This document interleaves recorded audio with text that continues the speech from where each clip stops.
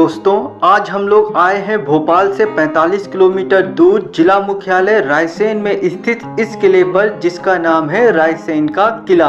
यह किला ऊंची ऊंची पहाड़ियों पर स्थित 10 वर्ग किलोमीटर में फैला हुआ है, जो कि आपको कई किलोमीटर दूर से ही दिखाई दे जाएगा। यहाँ तक आप बस, टैक्सी या ऑटो से आसानी से पहुँच सकते हैं। भोजन व ठहरने की भी यहाँ पे उचित सुविधा आपको मिल जाएगी। चौड़ी चौड़ी सीढ़ियों से आप ऊपर बने दुर्ग तक आसानी से पहुंच सकते हैं। यहाँ पर आपके लिए बहुत कुछ घूमने के स्थान हैं। बादल महल, रानी महल, कोस मीनार, धोबी महल, मदागन तालाब, पुरानी कचहरी, इत्रदान, दरगाह एवं मस्जिद, शिव मंदिर, बड़े बड़े द्वारों पर कलाकृति, बहुत कुछ। पर शिव मंदिर के अलावा यहाँ पे सब जर्जर स्थिति में है। जैसे ही आप यहाँ चोटी पर पहुँचते हैं तो आपको चारों ओर का नज़ारा बहुत खूबसूरत दिखाई पड़ता है। रायसेन का किला इतिहास की अनूठी दास्तान है। 11वीं शताब्दी के आसपास बने इस किले पर कुल 14 बार विभिन्न राजाओं और शासकों ने हमले किए। तोपों और गोलों की मार झेलने के बाद भी यह किला सीना तान कर आज भी खड़ा हुआ है। इस किले तक पहुंचने से पहले आपको कई द्वार व दुर्ग से होकर गुजरना पड़ेगा। शायद पहले राजाओं के सैनिक इन विभिन्न दुर्ग पर पहरा देने का कार्य करते होंगे। जैसे ही आप इस किले में प्रवेश करेंगे, आपको एक विजय स्तंभ दिखाई देगा, जो कि वीरता व साहस की पहचान है। और इसी के पूर्व दिशा में शिव मंदिर दिखाई पड़ता है, जो कि दूर से देखने पर बहुत विशाल भवन पर स्थित है। यह किले पर स्थित सोमेश्वर महादेव मंदिर है, जो साल में एक ही बार महाशिवरात्रि पर खुलता है। बताया जाता है पुरातत्व विभाग के अधीन आने पर विभाग ने मंदिर को बंद करवा दिया था, पर सन 1974 में नगर के लोगों ने एकजुट होकर मंदिर खोलने और यहाँ स्थित शिवलिंग की प्राण प्रतिष्ठा के लिए आंदोलन किया।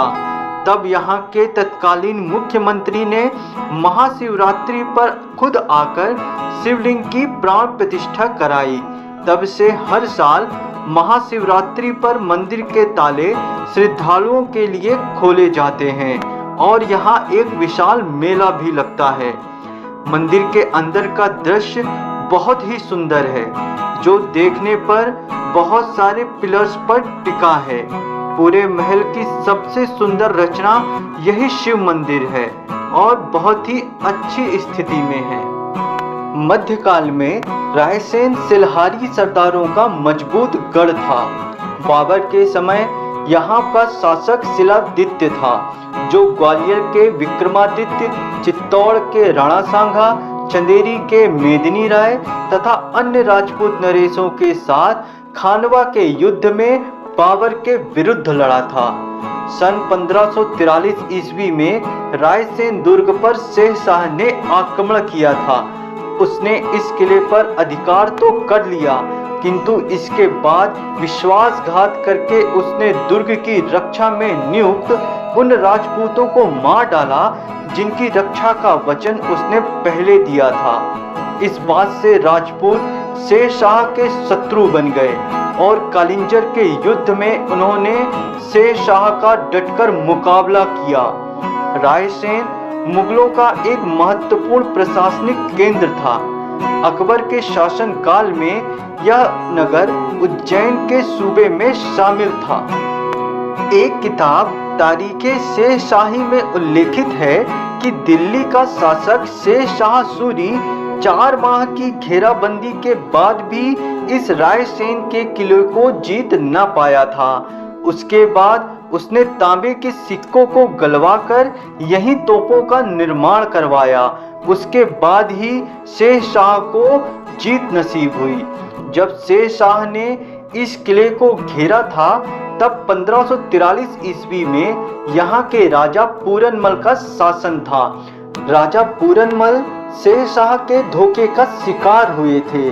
जब उन्हें मालूम हुआ कि ऐसा हो गया है, तब उन्होंने अपनी पत्नी रत्नावली का सिर स्वयं काट दिया था, जिससे वह शत्रुओं के हाथ न लगे।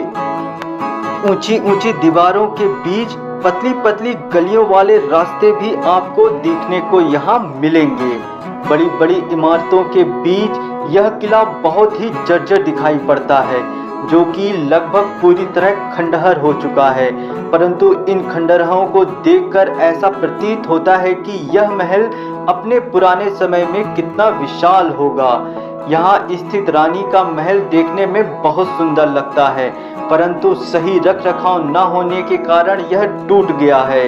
यहाँ गुंबदाकार आकृति, ऊंचे ऊंचे दरवाजे, बड़े बड़े कमरे, सभागृह देखने को मिलते हैं, जो कि भारतीय वास्तुकला का परिचायक हैं। अपनी विरासत को संभालना बहुत कठिन होता है, लेकिन इसके लिए एक सोच चाहिए, जो कि दुर्भाग्य से हमारे देश में आजकल कम देखने मिलती है। इसके लिए कौन जिम्मेदार है? हम, हमारा समाज, समाज में रहने वाले लोग या शासन? यह एक प्रश्न मात्र ही है। हमारे देश का रायसेन किला पिछली कई शताब्दियों से खड़ा अपने गौरवशाली अतीत की ढलती हुई कहानी चीख चीख कर सुना रहा है। इसी दुर्ग के अंदर एक मस्जिद भी है। यहाँ लोग नमाज अदा करते होंगे।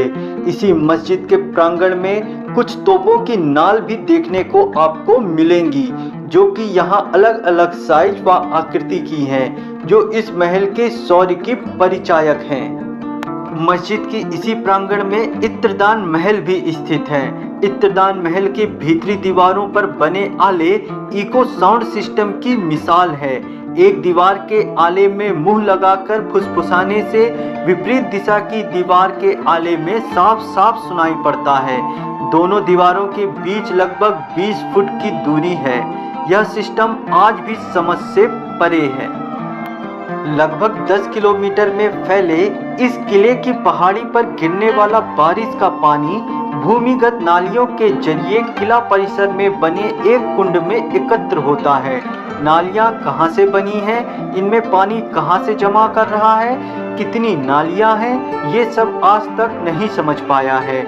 सदियों पुराने इस वाटर हार्वेस्टिंग सिस्टम से तत्कालीन शासकों की दूरदृष्टि और ज्ञान का अंदाजा लगाया जा सकता है। एक किंवदंती के अनुसार यहाँ के राजा के पास पारस पत्थर था, जिसे किसी भी लोहे से बनी चीज से टच भर करा देने से वह सोना हो जाती थी। कहा जाता है इसी पारस पत्थर के लिए कई युद्ध भी हुए। जब यहाँ के राजा राजसेन हार गए तो उन्होंने पारस पत्थर को किले पर ही स्थित एक बड़े तालाब में फेंक दिया। कई राजाओं ने इस किले को खुदवाकर पारस पत्थर को खोजने की कोशिश की, लेकिन उन्हें असफलता ही मिली। आज भी लोग यहाँ रात के समय पारस पत्थर की तलाश में तांत्रिकों को अपने साथ लेकर जाते हैं, लेकिन उन्हें निराशा ही हाथ लगती है। इसको लेकर यहाँ एक कथा भी प्रचलित है कि पत्थर को ढूंढने वाले अपने मानसिक संतुलन खो देते हैं, क्योंकि पारस पत्थर की रक्षा एक जिन्न कर रहा है। यह कहानी है या सच्चाई, पता नहीं। बलुआ पत्थर से बने इस किले के चारों ओर बड़ी बड़ी चट्टानों की दीवार है। इन दीवारों के 9 द्वार और 13 बुर्ज हैं। यहाँ कई राजाओं ने शासन किया।